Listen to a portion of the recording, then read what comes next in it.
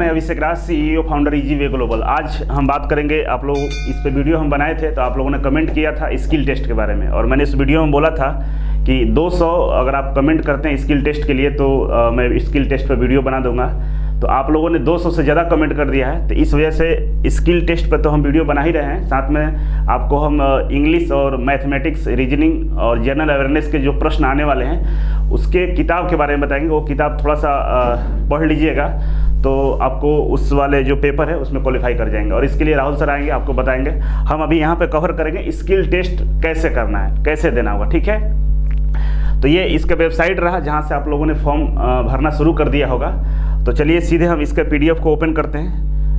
यहाँ पे देख सकते हैं ये PDF है। यहाँ पे जो क्वेश्चंस का टाइप है, तो एक तो पहला पेपर है जिसमें आपको मेंटल एबिलिटी टेस्ट होगा, रीजनिंग और मैथमेटिक्स का। दूसरा पेपर में आपको जनरल अवेयरनेस और इंग्लिश लैंग्वेज का टेस्ट होगा। इसके ये दोनों के बारे में राहुल सर बताएंगे आपको। इसके बाद यहाँ पे हम आते हैं टेक्निकल के लिए। टेक्निकल 50 क्वेश्चन आएंगे, 150 मार्क्स का होगा, ठीक है। और इन सारे पेपर के पहले एक स्किल टेस्ट होगा, और स्किल टेस्ट में जो क्वालिफाई करेगा उसी को बुलाया जाएगा आपको रिटन एग्जाम के लिए, जो यहाँ पे लिखा हुआ है। तो देखिए, जो ITI में स्किल टेस्ट होता है ना, 8 घंटे की होती है। आप लोगों को पता होगा, आप अगर एग्जाम ITI का दिए होंगे जो प्रैक्टिकल, उसमें 8 घंटे के प्रॉपर टाइमिंग होती है एक जॉब बनाने के लिए।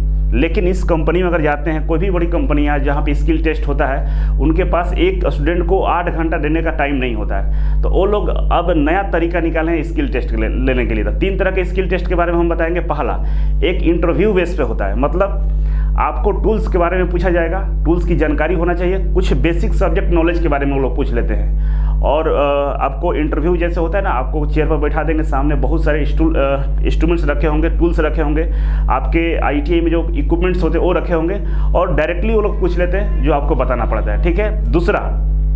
दूसरा बहुत छोटा सा ऑपरेशन करने के लिए देते हैं। जैसे फिटर वाले हैं, एक कटिंग करा कर चेक कर लेंगे, कटिंग करके दिखाइए, मार्किंग करके दिखाइए।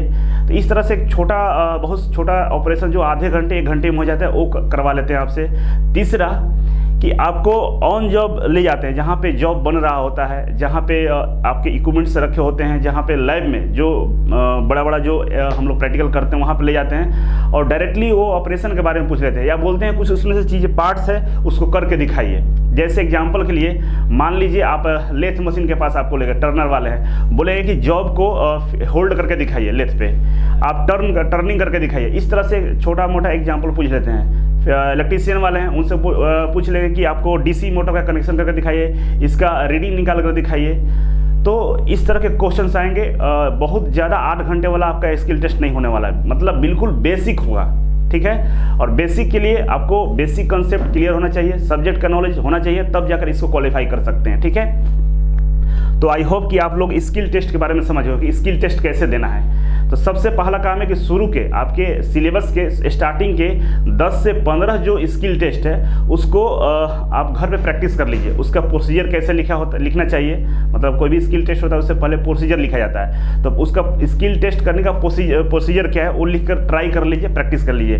दूसरा, जितना भी इंस्ट्रूमेंट्स है उसका लिस्ट काउंट और रीडिंग, इसको निकाल कर मैथमेटिकल कैलकुलेशन से निकाल कर चेक कर लीजिए। आपके पास टूल्स तो नहीं होंगे, लेकिन घर पे बैठ के कैलकुलेशन के माध्यम से आप उसका लिस्ट काउंट, रीडिंग को निकाल कर चेक कर लीजिए कि इसका रीडिंग कैसे निकालते हैं। जितने भी इंस्ट्रूमेंट्स होंगे आपके ट्रेड का, उन सारे इंस्ट्रूमेंट्स का जानकारी ले लीजिए कि ये किस काम के लिए होता है, इससे क्या उपयोग है, इसका एप्लीकेशंस क्या है। तो सारे इंस्ट्रूमेंट्स जो हैं, जितने भी टूल्स इक्विपमेंट्स हैं या मशीन है, सबके बारे में पूरी जानकारी आपको होना चाहिए, ठीक है। जो कंप्यूटर साइंस वाले बच्चे हैं, कोपा वाले, तो आपको MS ऑफिस से लेकर जो फंडामेंटल चीज़ें वो आपको जानकारी होना चाहिए, क्योंकि आपका जो प्रैक्टिकल होगा तो उसमें बहुत ज़्यादा कुछ नहीं होने वाला है। तो बेसिकली उसमें से जो कंप्यूटर होते हैं उसके पार्ट्स वगैरह के बारे में पूछ लेगा।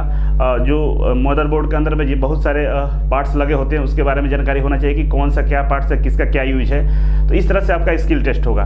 तो स्किल टेस्ट समझ गए। बाकी लास्ट वाला जो पेपर है टेक्निकल वाला, जो 50 क्वेश्चन आएंगे, इसके लिए हमारे पास मास्टर कोर्स है, ज्वाइन कर लीजिए। इस मास्टर कोर्स के माध्यम से इसके अलावा जितने भी ITI लेवल की बहाली आएगी सबका तैयारी हो जाएगा।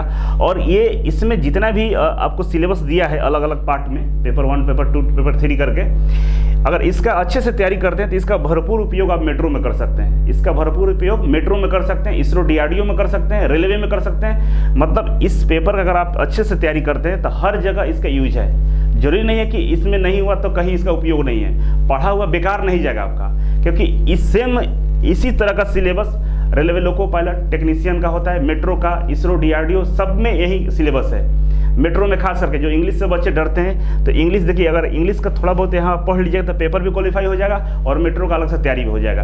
तो कहते हैं ना कि आम के आम गुठलियों का दाम, वो वाला बात है। अगर आप तैयार कर लेंगे तो आगे फ्यूचर के लिए आप हर तरह के बहाली के लिए रेडी हो जाइएगा। ठीक है, तो चलिए राहुल सर आएंगे अभी और आपको बताएंगे। आइए सर, और इसमें सारा चीज़ क्लियर कर देंगे जो पेपर आपका होने वाला है, मैथमेटिक्स, रीजनिंग का और इंग्लिश का जनरल अवेयरनेस, उसकी किताब के बारे में बता देंगे। उस किताब को आप लोग परचेज कर लीजिएगा, अमेजॉन वगैरह से मिल जाएगा, डिस्क्रिप्शन बॉक्स में हम लिंक देंगे। ये सबसे पहले हम लोग बात करते हैं इंग्लिश के बारे में कि इंग्लिश में जो क्वेश्चंस आएंगे वो कहाँ से आएंगे और कहाँ से हम पढ़े तो बेहतर ढंग से तैयारी हम लोग का हो सकता है। तो क्वेश्चन के लिए इंग्लिश का जो क्वेश्चन आ रहे हैं आपका, तो हम एक बुक प्रीफर करेंगे। अभी तो इंग्लिश का सिलेबस हम लोग के पास अवेलेबल नहीं है, इंग्लिश का कोर्स अवेलेबल नहीं है, लेकिन हम एक बुक आपको बताएंगे, बस एक बुक, उसको आप बस पढ़िए। 110% कह रहे हैं आपको कि जितना भी इंग्लिश का क्वेश्चन आएगा इसमें से 90% क्वेश्चन वहाँ से आप कर लेंगे।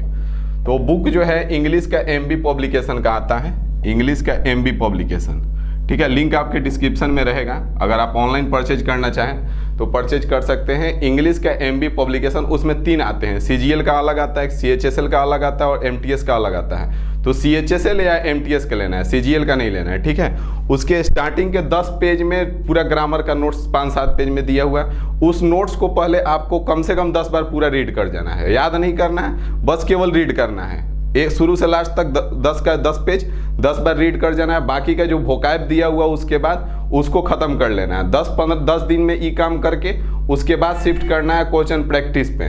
तो जो क्वेश्चन प्रैक्टिस करना रहेगा उसमें सेट दिया रहेगा, तो हम एक दिन सेट सॉल्व करवाएंगे आपको यूट्यूब पे, तो वहाँ से आप देख लेंगे किस तरह से करना है। तो फिलहाल इंग्लिश का काम हो गया कि इंग्लिश का आपको करना कैसे है। सेकेंड चीज़ जो है आपका mental ability test. Mental ability test तो हमारे पास अवेलेबल भी है, और आप अगर तैयार है तो बेटर है, अगर नहीं तैयार है तो मेंटल एबिलिटी टेस्ट में आपसे 2 चीज़ पूछेगा।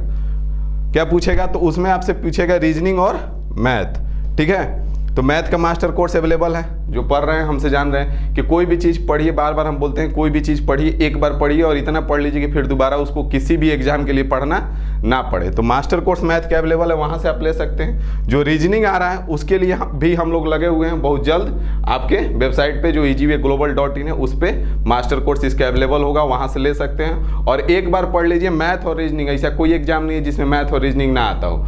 तो मेरिट तक पहुँचने के लिए आपको मैथ और रीजनिंग पढ़ना ही पड़ेगा। इंग्लिश है तो इंग्लिश कहीं आप लोग में आता है, कहीं नहीं आता है। तो जो DMRC का तैयारी करते हैं उनको तो इंग्लिश पढ़ना ही है, तो इंग्लिश का यहाँ से हो जाएगा। मैथ रीजनिंग हम लोग करवा ही रहे हैं। GK GS के लिए आपको बुक प्रीफर हम कर दे रहे हैं, वहाँ से अगर आप पढ़ते हैं तो 110% क्वालिफाई कर लेंगे।